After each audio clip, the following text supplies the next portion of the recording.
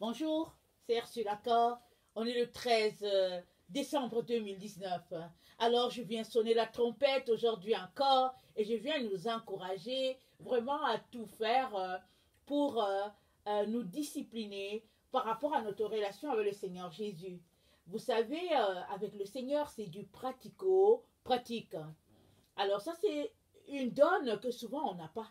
On pense souvent que il suffit d'aller à l'église, d'aller dans les groupes de prière, et puis les choses vont aller de soi. Mais non. Avec le Seigneur, il nous l'a dit plus d'une fois, il s'agit de mettre la parole en pratique. Alors je viens nous encourager à travailler à cela. Et aujourd'hui en particulier, je viens parler de comment recevoir le Saint-Esprit. Alors moi, je n'ai pas la formule idéale, non, non, non. J'ai dit tout simplement qu'il y a une manière de se comporter pour que nous puissions bénéficier au maximum de l'huile de Dieu. Alors, il y a des personnes qui ont plus de doses de Saint-Esprit que d'autres, hein, et il y a d'autres qui ont moins, mais Dieu n'est pas dans une affaire de concurrence avec chacun de ses enfants. La dose de Saint-Esprit qu'il va te donner, ce sera en fonction de ce qu'il t'appelle à faire. Alors, Élie avait une dose considérable. Élisée aussi. Et Élie, quand Élie était encore sur la terre, il avait une dose d'esprit telle que Élisée ne l'avait pas. Et quand Élie est parti, Élisée a reçu une double portion de ce qu'Élie avait. Et quand les gens ont vu Élie partir, ils se sont moqués un peu d'Élisée. Certains jeunes là qui étaient là. Mais quand Élisée est revenu, ils ont vu vraiment qu'il était revêtu de l'Esprit de Dieu. À une dose considérable. Et Dieu le lui a aussi donné. Et parmi les apôtres, on dit le Saint-Esprit est descendu. Et Dieu avait appelé Pierre à être le leader de ce groupe-là. Et Pierre avait reçu une dose considérable. De sorte qu'on dit, il est écrit dans le livre des Actes que quand Pierre passait, souvent les gens mettaient les morts et puis son ombre le guérissait. Et souvent aussi, je pense que Paul aussi, cela lui arrivait. Pardon. Alors, ce n'est pas tout le monde qui a la même quantité d'esprit de Dieu. Alors, je ne viens pas ici vous donner la potion magique de quelque chose, parce qu'avec le Seigneur, il n'y a pas de magie. Je viens tout simplement vous partager des éléments que vous pouvez accomplir, des actes que vous pouvez pratiquer et attendre devant Dieu que lui-même vienne vous toucher. Il y a des personnes, par exemple, qui, le jour qu'elles deviennent chrétiennes, ce même jour, Dieu les baptise de son esprit. J'ai déjà écouté des témoignages comme ça. Il y a d'autres personnes, ça va prendre du temps. Et il y a d'autres, ça prend du temps. Et le jour que, au fait, Dieu les touche, alors ça vient à une quantité telle que, vraiment, on est un peu secoué. Et il y a d'autres personnes, le jour que Dieu les touche, il les touche par dose. Et à un moment donné, ils se rendent compte que, waouh, aujourd'hui, là, en tout cas, ça a débordé. Alors c'est petit à petit que Dieu vraiment fait son œuvre dans chacun d'entre nous. Il est donc important que nous puissions demeurer fidèles dans ses voies. Amen. Alors, le psaume 33, le verset 6, nous donne une vérité qu'il est important qu'on puisse considérer. Le psaume 33, le verset 6. Psaume 33, verset 6.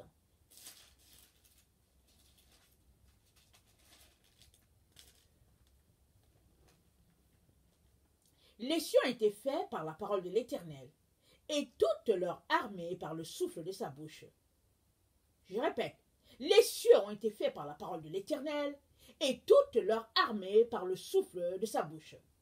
Dieu a parlé, et il a fait les cieux. Mais par le souffle de sa bouche, c'est-à-dire son Saint-Esprit, l'armée du ciel a été faite. Alors, arrêtons-nous et considérons cela. Et ça va en lien avec ce que j'avais dit hier.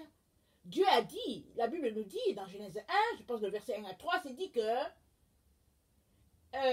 les cieux et la terre ont été faits par Dieu. Mais c'est dit que la terre était informe et vide. Mais autour, l'Esprit de Dieu se mouvait.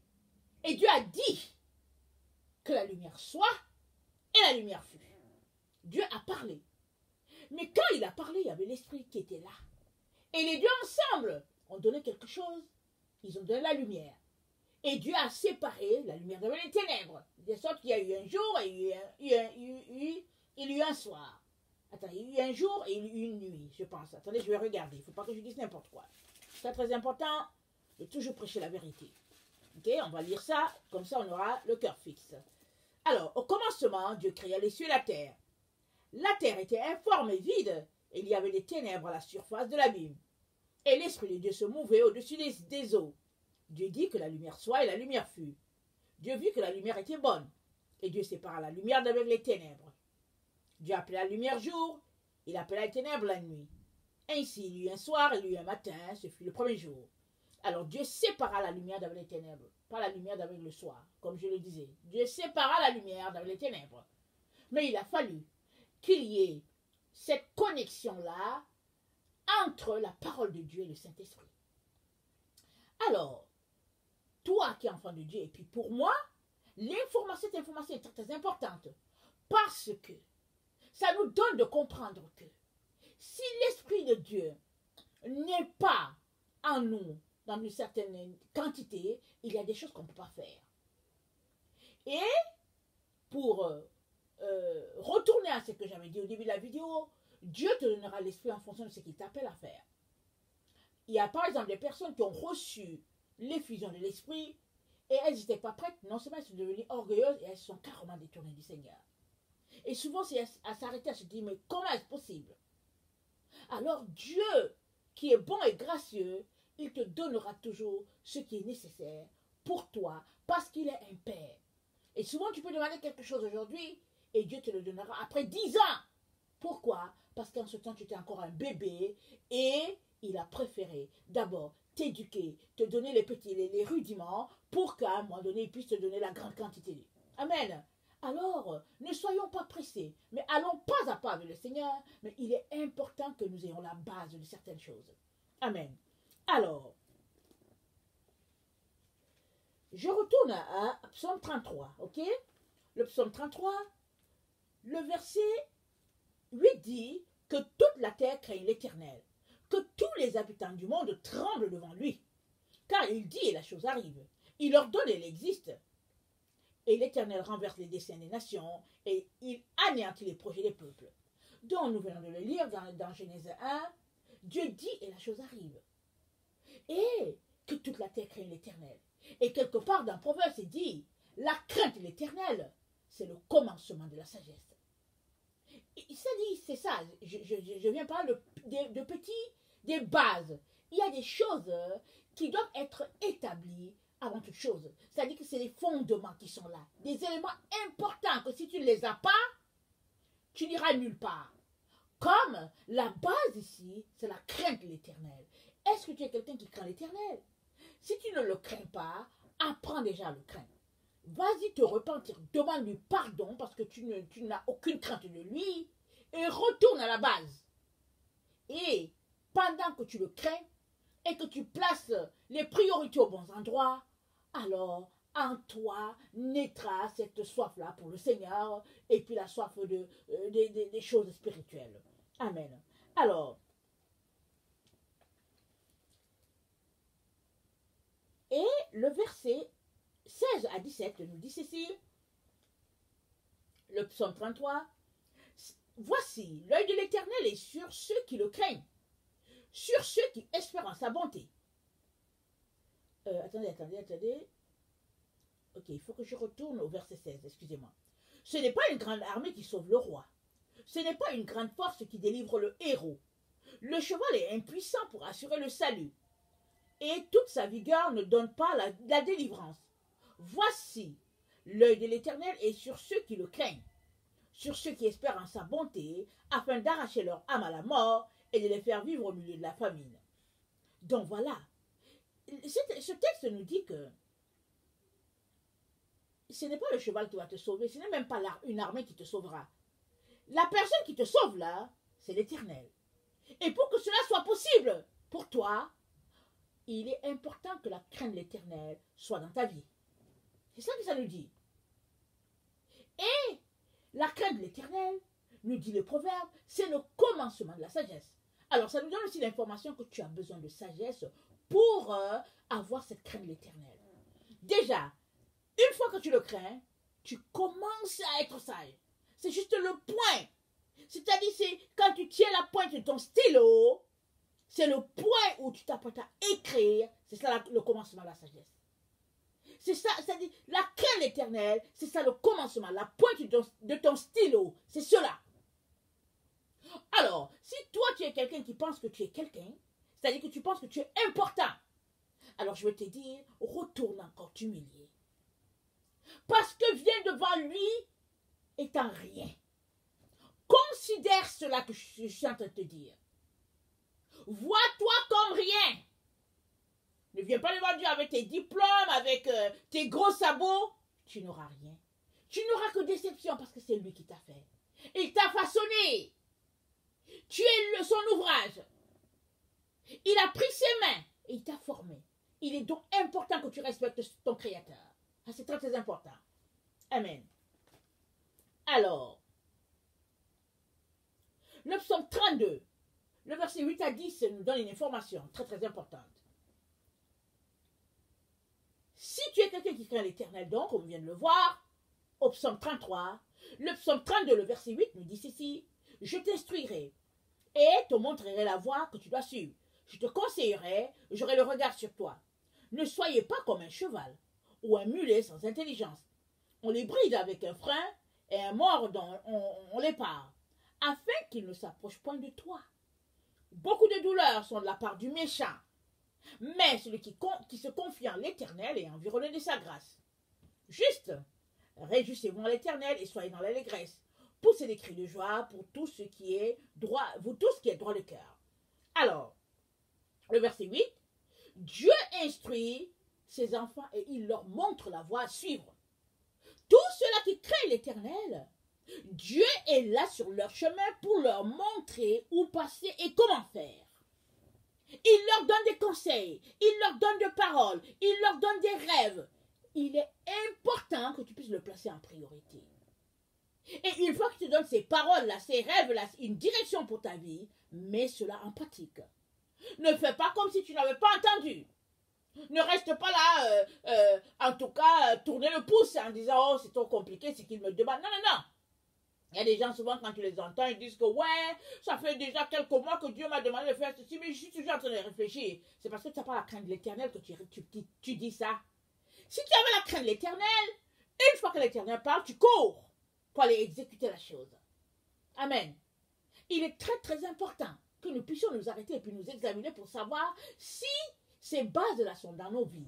Ça, c'est très important. Amen. Alors, donc, parmi les choses que nous sommes appelés donc à faire, non seulement la crainte de l'Éternel qui est le commencement de la sagesse est là, mais il est important qu'on marche avec sagesse. Parce que la crainte de l'Éternel, c'est le commencement de la sagesse, mais toi et moi avons besoin d'une bonne dose de sagesse pour marcher avec Dieu. Et cela, ça s'acquiert. Ce n'est pas que tant que tu n'as pas cette sagesse, tu ne marches pas avec Dieu. Mais Dieu lui-même te dit le chemin à prendre, le cheminement que tu dois observer. Il te dit que si tu crains l'Éternel, tu commences à être sage. Ça veut dire que lui-même va bâtir ta sagesse au point où elle sera à un niveau considérable et il va commencer à te révéler des choses spéciales. Parce que tu es spécial pour lui. Vous savez, on ne parle pas à un enfant de 10 ans comme on parlerait à un enfant de 2 ans. Parce que l'enfant de 2 ans ne comprendrait pas. Et on ne parle pas à un enfant de 10 ans comme on parlerait par exemple à un adolescent de 17 ans. Vous me comprenez? Et on ne parle pas à un gars de 17 ans comme on parlerait à un adulte de 32 ans. Ça ne va pas de pair. Et on ne parle pas à un adulte de 32 ans rebelle comme on parlerait à un adulte, par exemple, de 32 ans qui craint l'Éternel. Alors, vous me comprenez, il y a des choses, en tout cas, il y a des choses qui s'acquièrent. Il est donc important qu'on puisse s'arrêter et reconsidérer nos voies. Amen. Alors, ceci étant dit, j'aimerais qu'on aille lire le livre de sagesse. On ne l'a pas dans notre Bible, on ne l'a pas dans la version de Louis II, mais on a le livre de sagesse dans la Taube. Et je vais vous lire ce que le roi Salomon dit, parce que vous vous rappelez, la Bible nous dit que le roi Salomon était quelqu'un de très sage. et qu'il n'y a personne qui a été, il n'y a pas encore eu un tel degré de sagesse. Et le roi Salomon nous a laissé beaucoup, beaucoup de livres. Mais ici, dans notre Bible, on a juste, je pense, on a l'Ecclésiaste, on a le livre, les Proverbes, je ne sais pas si on a un autre livre, mais il a beaucoup, beaucoup, beaucoup d'autres livres. Je ne sais pas combien, mais il y en a beaucoup. Et dans la Bible Tob, il y a le livre de sagesse qui est là. Et il n'y a pas longtemps, le Seigneur m'a demandé d'aller m'acheter la Bible Tob.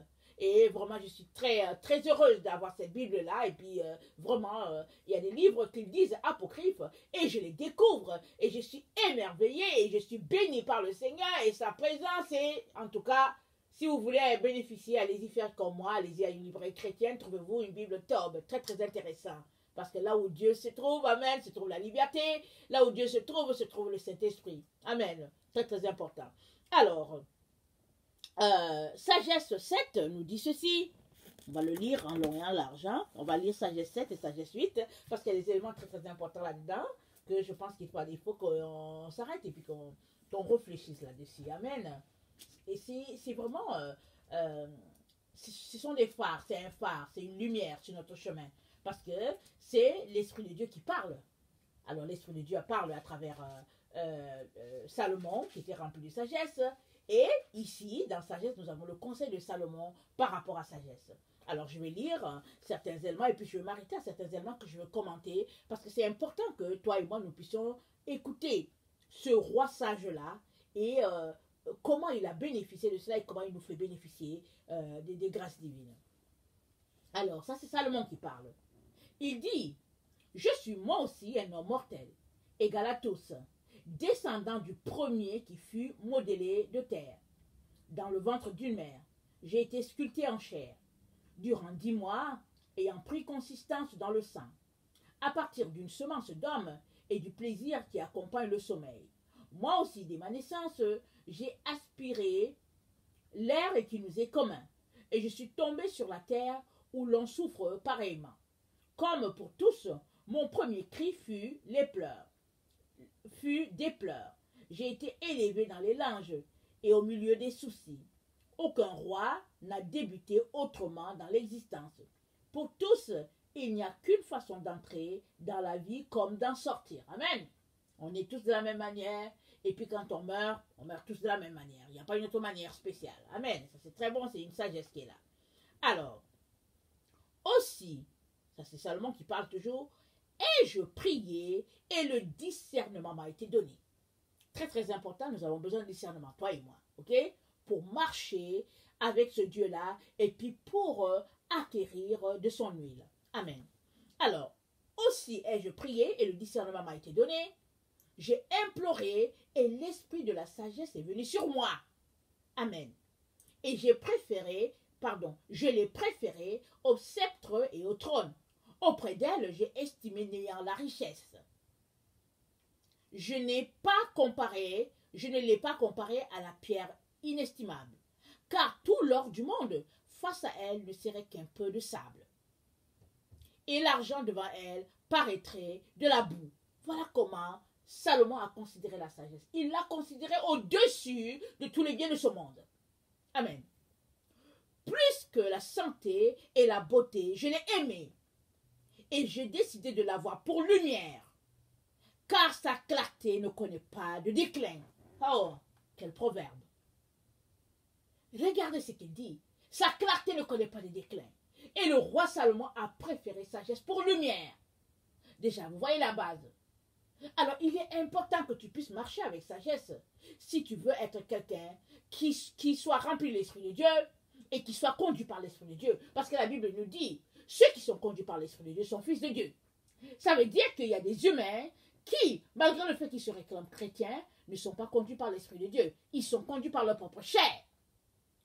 Alors, Dieu dit, ceux qui sont conduits par l'Esprit de Dieu sont enfants de Dieu.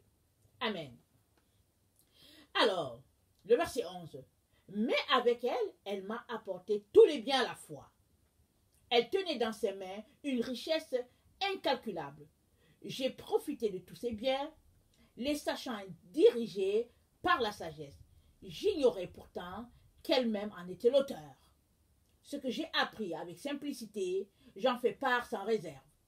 Je ne tairai pas sa richesse, car elle est pour tous les hommes un trésor inépuisable. Ceux qui l'ont exploité se sont conciliés l'amitié de Dieu, recommandés à lui par les dons provenant de l'éducation. Amen.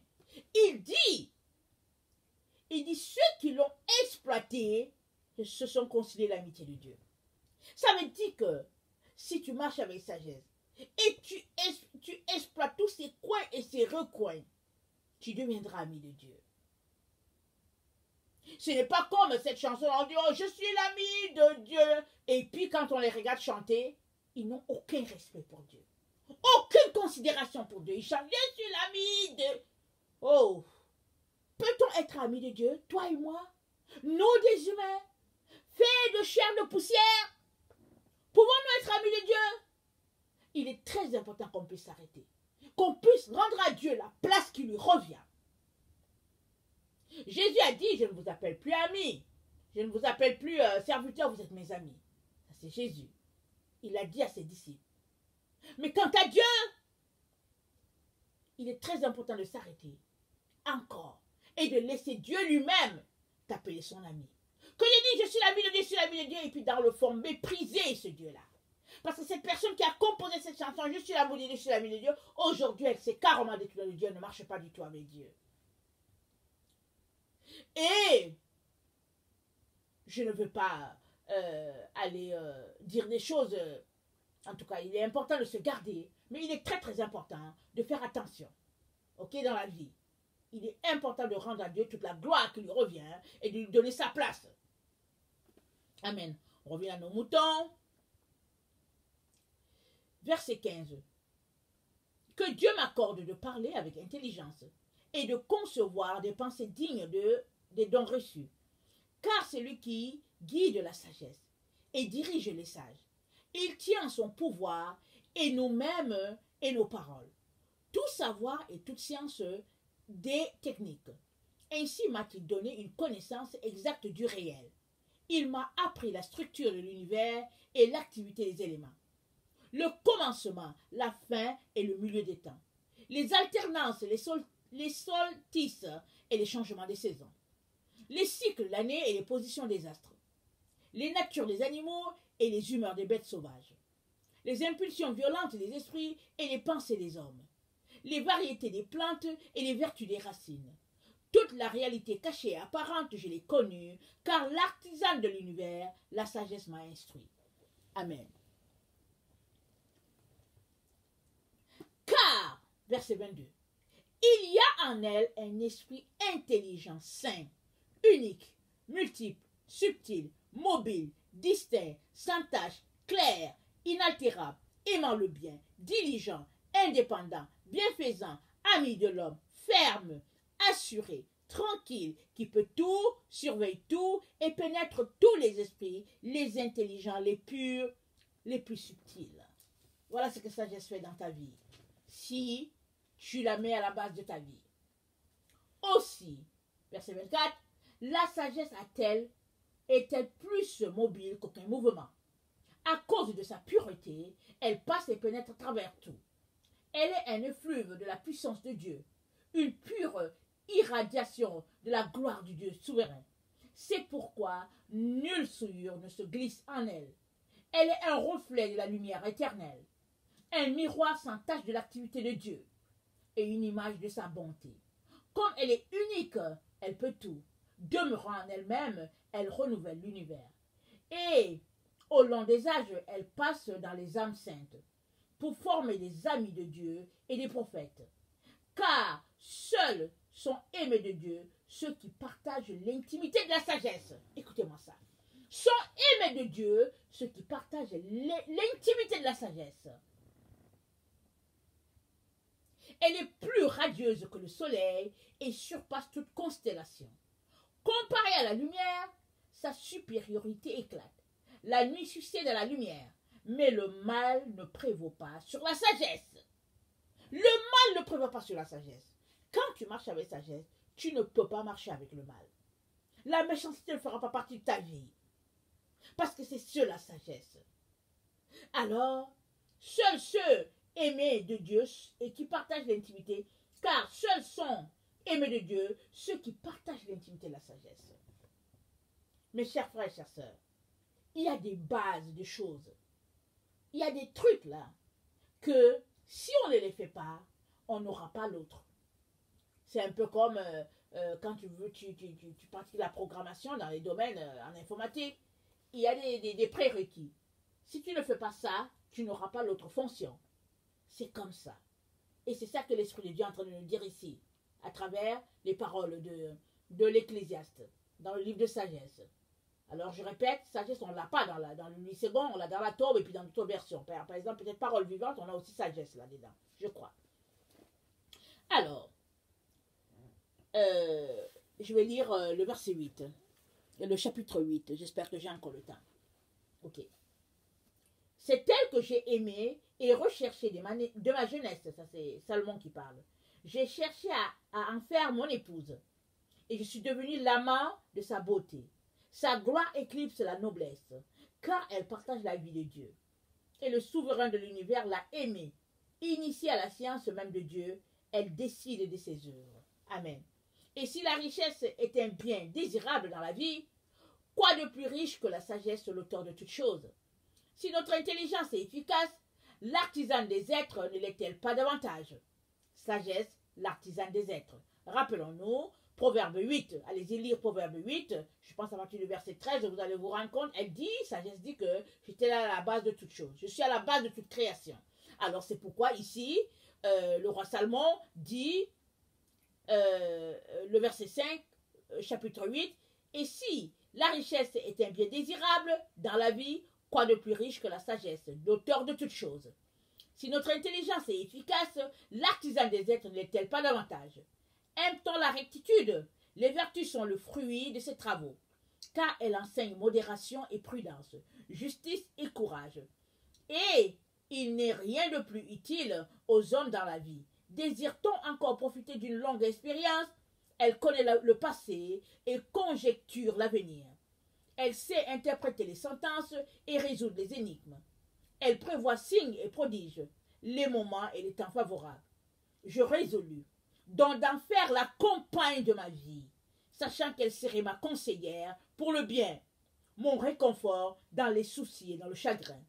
Grâce à elle, me disais-je, j'aurai de la gloire auprès des foules. Eh bien, que jeune, je jouirai de la considération des vieillards. On me trouvera pénétrant dans l'exercice de la justice, et les princes devant moi seront émerveillés. Si je me tais, ils attendront. Si je parle, ils se feront attentifs. Et si mon discours se prolonge, ils mettront la main sur leur bouche. J'obtiendrai grâce à elle l'immortalité et je laisserai à la postérité un souvenir éternel. Je vais m'arrêter là. Grâce à sagesse, le roi Salomon dit, il obtiendra l'immortalité.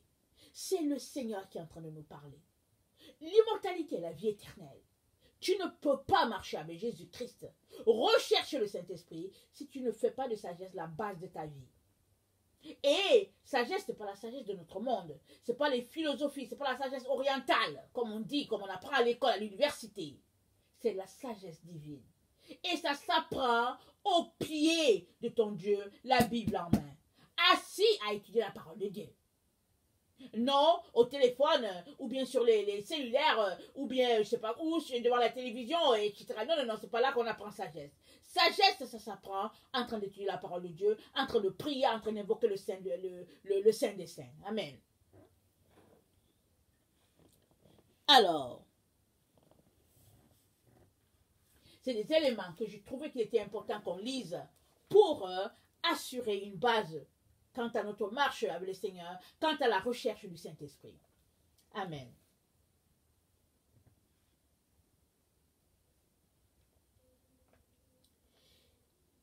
Je vais vous prendre la seconde vidéo, parce que si je commence celle-là, je ne vais pas la finir. Donc, je vais juste m'arrêter là, sur cette base-là, à savoir la crainte de l'Éternel et la recherche de la sagesse. La crainte de l'Éternel qui est le commencement de la sagesse, et la recherche de la sagesse, au fait, par des pratiques, par la lecture de la Bible, par le temps qu'on consacre au Seigneur, et évidemment, le roi Salomon, qui était l'homme le plus sage, dont la Bible le décrit comme ça, le roi Salomon avait décidé de faire de sagesse son épouse. Il était assidu à son école. Alors, si lui, qui a été un roi, vraiment, dont on en parle encore aujourd'hui, alors si lui a eu besoin de sagesse, à combien plus forte raison, toi et moi? Surtout que sagesse, c'est le commencement de la création de Dieu. Elle était là, avant que Dieu ne crée toute chose, ne crée notre terre. Sagesse était déjà là. Elle dit, j'étais là avant. J'ai dit, c'est le commencement. J'ai dit, non. J'ai dit une fausseté tantôt. J'ai dit que sagesse, c'est le commencement de la parole de Dieu. Non. Sagesse était là avant toute chose. Elle dit que quand Dieu a créé ces choses-là, elle dit, j'étais déjà là. Donc, sagesse était là déjà avant. Alors, il est donc important qu'on puisse, nous aussi, nous allier à sagesse pour acquérir cette lumière-là. Alors, j'ai lu Sagesse 7 et une partie de Sagesse 8. Je nous conseille de le lire. Et si vous n'avez pas une Bible là où il y a sagesse, allez-y sur Internet, tapez Sagesse 7 ou bien Sagesse 8, vous allez voir le texte qui est là et vous serez émerveillés, saisis par la présence de Dieu, par la présence de l'Esprit, vraiment pendant que vous allez lire cela. Amen. Que le Seigneur bénisse sa parole. Si tu es quelqu'un qui ne connaît pas le Seigneur, je viens te dire que Jésus-Christ te cherche. Il est passionné de toi. La Bible dit qu'alors que nous étions encore pécheurs, Christ est mort pour nous. Alors, si tu lui donnais ta vie, tu ne le regretteras jamais, parce que ta vie changerait et sa lumière viendra habiter en toi. Alors que le Seigneur bénisse sa parole. Je vous aime beaucoup et Dieu davantage. Soyez bénis. Merci.